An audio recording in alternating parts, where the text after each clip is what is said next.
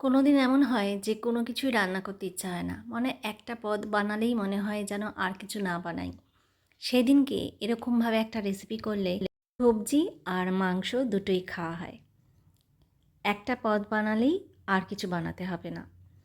আমি এখানে কতগুলো চিকেনের পিস নিয়ে নিয়েছি। এটাকে নুন আর একটু লেবু দিয়ে একটু ম্যারিনেট করে রেখে দিচ্ছি।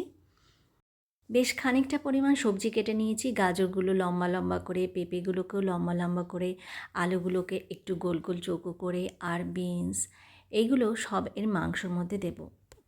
এখানে আমি কিছু মশলা করে নেব। পেঁয়াজ নিয়ে নিয়েছি দুটো, রসুন নিয়ে নিয়েছি 4-5টা, আর একটা টমেটো, আদা, আর এখানে কয়েকটা লঙ্কা দিয়ে দেবো, কাঁচা লঙ্কা।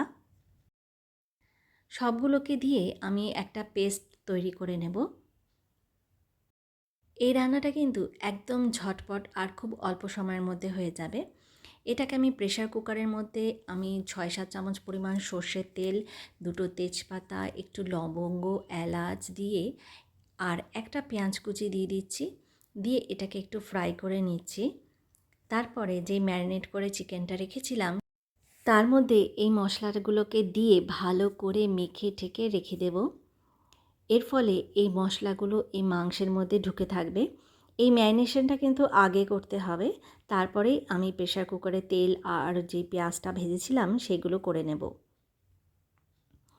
এবার এবার কুকারের মধ্যে সব সবজিগুলোকে দিয়ে দিচ্ছি, দিয়ে একটুখানি নাড়াচাড়া করে নেব। তারপরে এর মধ্যে একটু নুন দিয়ে দেব আন্দাজ মতো, আর একটু হলুদ দিয়ে দেব। বেশি মশলা দেব না, হাফ চামচ পরিমাণ একটু জিরে গুঁড়ো দিচ্ছি, আর হাফ চামচ পরিমাণ একটুখানি গরম মশলার গুঁড়ো দিয়ে দিলাম। দিয়ে এটাকে ভালো করে মিক্স করে নিচ্ছি। এবার যে ম্যারিনেট করা চিকেনটা আছে সেটাকে দিয়ে দেব। সবজির সাথে এই মাংসটা খেতে অসাধারণ লাগে, মনে হয় যেন মাটন মাটন একটা ফ্লেভার বেরোয়।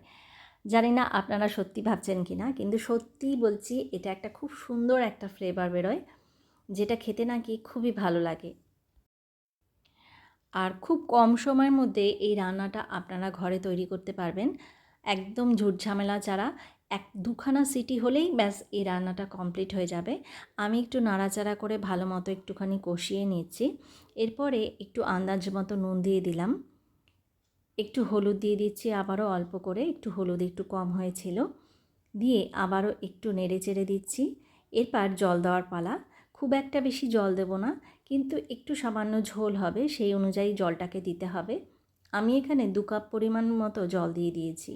ফ্লেমটাকে বাড়িয়ে তারপরে এখানে 2টো সিটি দিয়ে দিয়েছি। কিছুক্ষণ রেখে আমি প্রেসার কুকারের ঢাকনাটা খুলে দিয়েছি। ঝামেলা ছাড়াই একটা হোল মিল তৈরি হয়ে গেছে।